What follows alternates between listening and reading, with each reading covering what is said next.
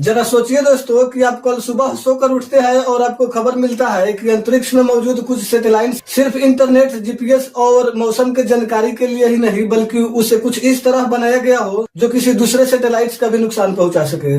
तो सवाल यही है दोस्तों कि अंतरिक्ष भी भविष्य का नया युद्ध क्षेत्र बन जाएगा क्या? आज तक हम युद्ध की कल्पना धरती, समुद्र और आसमान में करते थे, लेकिन अब दुनिया की सबसे बड़ी ताकतें एक ऐसा क्षेत्र पर ध्यान दे रहा है जो धरती से बाहर अंतरिक्ष है। आज का दुनिया सैटेलाइट्स पर बहुत ज्यादा निर्भर हो रहा है। हमारा जीपीएस, संचार व्यवस्था, मौसम की जानकारी, इंटरनेट और सेना की जानकारी, इन सब में सैटेलाइट्स का बहुत बड़ा भूमिका है। अब सोचिए कि अगर किसी देश का महत्वपूर्ण सैटेलाइट्स ही काम करना बंद कर दे तो उसका असर सिर्फ अंतरिक्ष तक ही सीमित नहीं रहेगा। कम्युनिकेशन सिस्टम प्रभावित हो सकता है, नेविगेशन सिस्टम में परेशानी आ सकता है और सैन्य निगरानी भी कमजोर हो सकता है। और यही कारण है कि आज दुनिया की शक्तिशाली देश अब स्पेस टेक्नोलॉजी को सिर्फ विज्ञान और खोज के लिए ही नहीं देख रहा है बल्कि अंतरिक्ष को अपनी सुरक्षा और रणनीति का महत्वपूर्ण हिस्सा मान रहा है। लेकिन अब सबसे बड़ा सवाल यही है कि क्या भविष्य में अंतरिक्ष में ऐसा हथियार बनाया जा सकता है जो धरती पर बैठे किसी देश का पूरी सैटेलाइट्स को निशाना बनाया जा सके? तो सवाल यही है दोस्तों कि सैटेलाइट्स को हथियार बनाया जा सकता है क्या?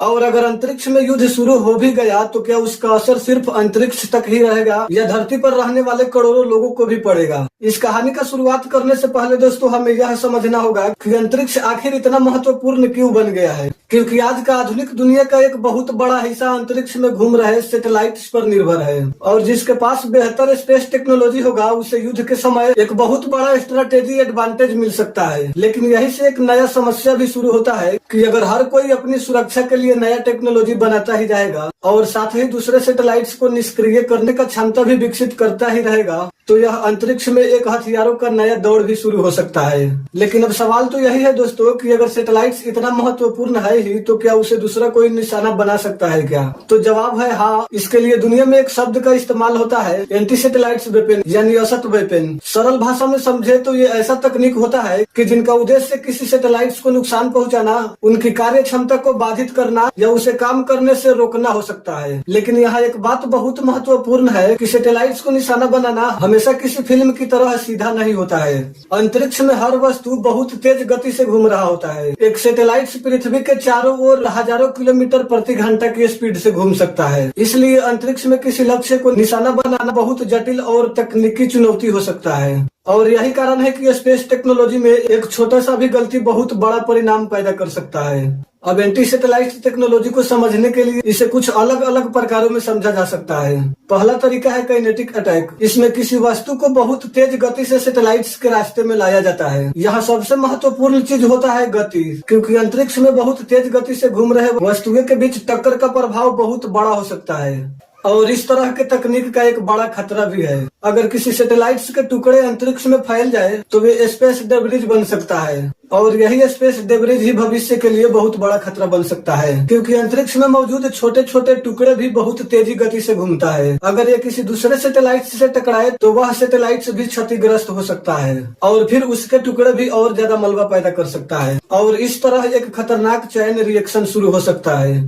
अब सोचिए अगर अंतरिक्ष में हजारों या लाखों खतरनाक टुकड़े घूमने लगे तो भविष्य में सैटेलाइट्स को सुरक्षित रखना आसान रहेगा क्या? यही कारण है कि स्पेस डेब्रिज को लेकर वैज्ञानिक और स्पेस एजेंसी बहुत चिंतित रहते हैं। एंटी सैटेलाइट्स टेक्नोलॉजी का दूसरा पहलू है नॉन काइनेटिक सिस्टम। इसका उद्देश्य हमेशा सैटेलाइट्स को फिजिकली डिस्ट्रॉय करना नहीं होता है। ये कभी कभी सैटेलाइट्स के कम्युनिकेशन या सिग्नलों को बाधित करने का कोशिश कर सकता है और ऐसे में सैटेलाइट्स बाहर से बिल्कुल सामान्य दिखाई दे सकता है लेकिन वह अपना काम ही ठीक से नहीं कर पाएगा। और यही सब कारण है कि आधुनिक युद्ध में सिर्फ हथियारों की ताकत ही महत्वपूर्ण नहीं है बल्कि इंफॉर्मेशन और कम्युनिकेशन भी उतना ही महत्वपूर्ण हो चुके हैं। लेकिन सबसे बड़ा सवाल यह है कि अगर कोई देश अंतरिक्ष में किसी दूसरे सैटेलाइट सिस्टम को निशाना बनाता है तो क्या इसमें सिर्फ दो देशों के बीच ही समस्या होगा या इसका असर पूरी दुनिया पर भी पड़ सकता है? क्योंकि आज अंतरिक्ष में मौजूद सैटेलाइट सिर्फ सेना के लिए नहीं है बल्कि इसका इस्तेमाल मौसम की जानकारी, नेविगेशन, कम्युनिकेशन और कई नागरिक सेवाओं के लिए भी इस्तेमाल होता है।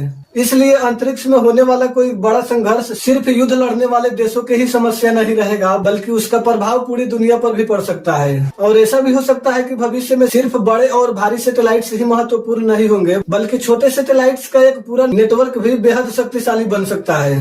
अगर माना जाए तो किसी देश के पास सिर्फ 1 या 2 सैटेलाइट्स मौजूद ना हो, बल्कि अंतरिक्ष में सैकड़ों या हजारों सैटेलाइट्स का एक पूरा नेटवर्क हो, तो इससे होगा क्या कि किसी एक सैटेलाइट्स को नुकसान पहुंचाने से भी पूरा नेटवर्क बंद नहीं होगा, बाकी सैटेलाइट्स अपना काम जारी ही रखेगा। और यह भविष्य के स्पेस टेक्नोलॉजी का एक बहुत बड़ा बदलाव हो सकता है। आज दुनिया में छोटे सैटेलाइट्स का इस्तेमाल तेजी से बढ़ रहा है, क्योंकि इन सैटेलाइट्स को बड़े और भारी सैटेलाइट्स की तुलना में बहुत जल्दी तैयार किया जाता है। और अगर कई छोटे सैटेलाइट्स मिलकर एक नेटवर्क बनाता है तो वह एक दूसरे के साथ मिलकर काम कर सकता है। भविष्य में ऐसे सैटेलाइट्स नेटवर्क का महत्व और बढ़ ही सकता है। ये सैटेलाइट्स एक दूसरे से जानकारी साझा कर सकते हैं, अलग अलग क्षेत्रों में निगरानी कर सकते हैं और लगातार एक दूसरे के जगह ले सकते हैं। लेकिन यही से स्पेस सिक्योरिटी का समस्या और भी बढ़ जाता है, क्योंकि अब किसी देश को एक सैटेलाइट्स की सुरक्षा करना नहीं होगा, बल्कि पूरे नेटवर्क की सुरक्षा करना होगा। और अगर अंतरिक्ष में कई देशों के हजारों सैटेलाइट्स मौजूद होंगे तो उनके बीच टकराव और इंटरफेरेंस का खतरा और बढ़ सकता है।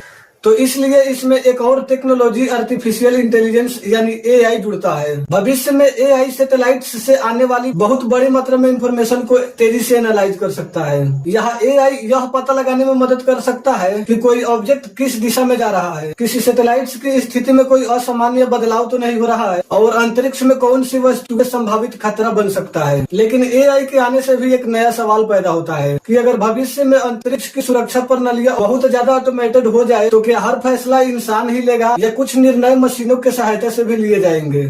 यह सवाल इसलिए महत्वपूर्ण है क्योंकि अंतरिक्ष में घटनाएं बहुत तेजी से हो सकती हैं। कुछ सेकंड या कुछ मिनटों में भी सैटेलाइट की स्थिति बदल सकता है। इसलिए भविष्य में स्पेस सिक्योरिटी सिर्फ बड़े हथियारों पर ही निर्भर नहीं हो सकता है, बल्कि सेंसर्स, एआई, कम्युनिकेशन नेटवर्क और सैटेलाइट्स के विशाल नेटवर्क पर भी निर्भर हो सकता है। लेकिन अगर कंपटीशन ऐसा ही बढ़ता ही गया तो एक और सवाल पर यह भी सोचना पड़ सकता है कि अंतरिक्ष सचमुच भविष्य का नया युद्ध क्षेत्र बन सकता है क्या। आज अंतरिक्ष का इस्तेमाल कम्युनिकेशन, नेविगेशन, वेदर मॉनिटरिंग और साइंटिफिक रिसर्च के लिए किया जाता है। लेकिन जैसे जैसे दुनिया की टेक्नोलॉजी बढ़ रहा है वैसे वैसे अंतरिक्ष स्ट्रेटेजिक इम्पोर्टेंस भी बढ़ता ही जा रहा है, क्योंकि जिसके पास अंतरिक्ष का बेहतर जानकारी और टेक्नोलॉजी होगा वह धरती पर होने वाले घटनाओं को बेहतर तरीके से देख और समझ सकता है। इसी वजह से दुनिया स्पेस टेक्नोलॉजी में लगातार निवेश कर रहे हैं। लेकिन अंतरिक्ष में संघर्ष का सबसे बड़ा खतरा यह है कि वहाँ होने वाले किसी भी बड़ा खतरा का असर बहुत दूर तक जा सकता है। मान लीजिए किसी सैटेलाइट्स को नुकसान पहुँचाना है तो उसके टुकड़े अंतरिक्ष में तेजी से फैल सकता है और ये टुकड़े दूसरे सैटेलाइट्स के लिए भी खतरा बन सकता है।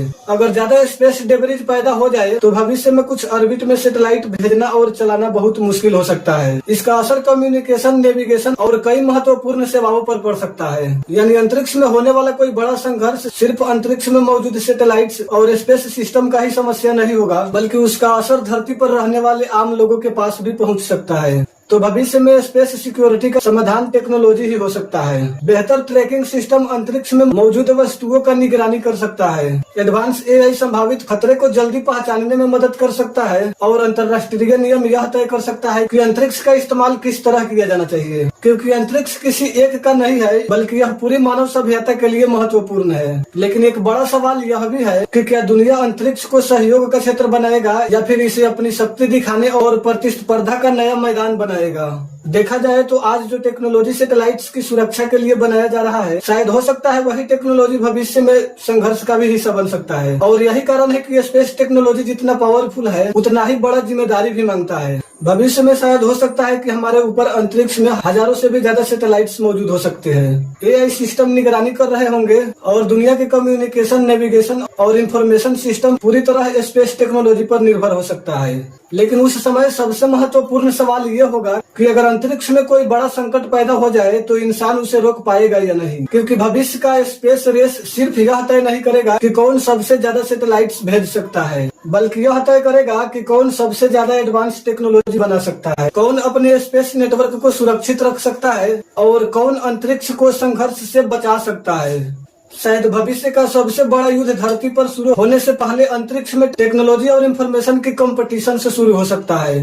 क्योंकि हर मौका इंसान के ही हाथ में होता है और हम सब चाहेंगे कि दुनिया स्पेस टेक्नोलॉजी का इस्तेमाल सिर्फ शक्ति दिखाने के बजाय साइंस, कम्युनिकेशन और मानव विकास के लिए ही करे, और ऐसा ही होना भी चाहिए। और अगर ऐसा ही हुआ तो अंतरिक्ष मानव इतिहास का सबसे बड़ा उपलब्धि बन सकता है। इस पर आप सब अपना राय कमेंट में शेयर कर सकते हैं। धन्यवाद दोस्तों।